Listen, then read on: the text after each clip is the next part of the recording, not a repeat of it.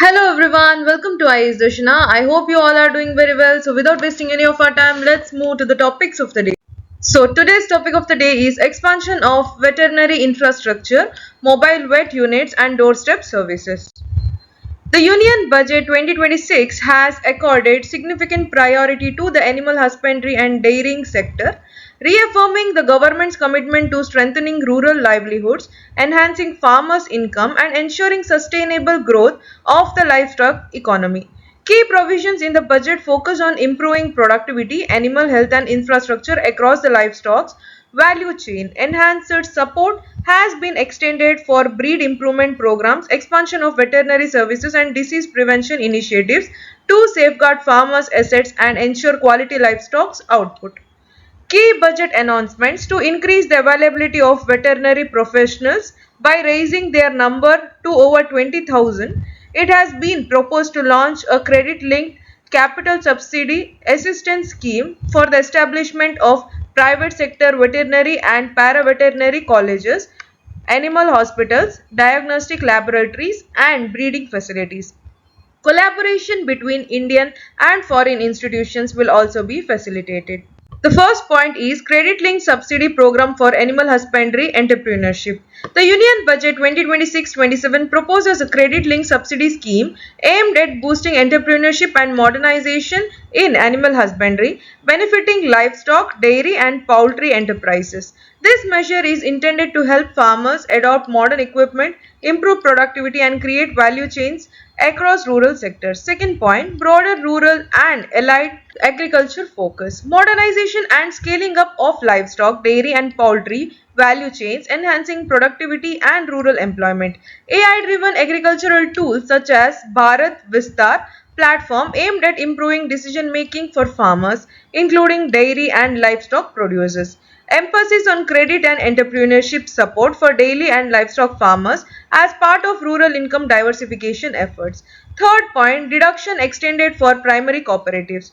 Supply of cattle feed and cotton seed by primary cooperative societies will now be eligible for tax deduction, ensuring better support and lower costs for dairy farmers and livestock rearers. Fourth point, relief on intercooperative dividends. Dividend income earned from one cooperative by another will be allowed as a deduction under the new tax regime, strengthening financial flows within dairy and livestock cooperatives. Exemption for a period of 3 years allowed to dividend income received by a notified national cooperative federation on their investments made in companies up to 31st January 2026 for dividends further distributed to its member cooperatives.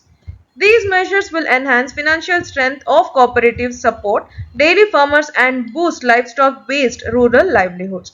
Fifth point, other initiatives to boost livestock sector.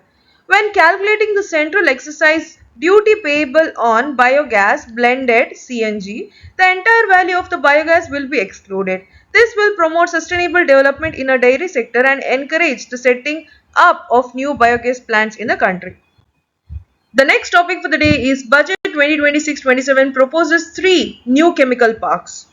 In the Union Budget tabled today in Lok Sabha for a year 26-27, three new dedicated chemical parks have been proposed through challenge route and on a cluster-based plug and play model.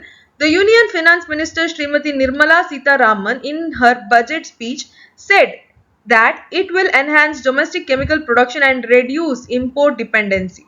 She also emphasized that a scheme will be launched to support states in establishing these dedicated chemical parks. The budget provisions say carbon capture, utilization and storage CCUS technologies to achieve higher readiness level in end use applications across 5 industrial sectors including chemicals will be rolled out. Other sectors which are included in this category for a financial assistance are power, steel, cement and refineries. An outlay of 20,000 crore rupees proposed over the next 5 years of facilitate CCUS technologies as a green initiative. The carbon capture, utilization and storage program aims to reduce carbon emission by either storing or reusing it so that captured carbon dioxide does not enter the atmosphere. In the Union Budget 2026-27, a scheme to revive 200 legacy industrial clusters has been also announced to improve their cost competitiveness and efficiency through infrastructure and technology upgradation.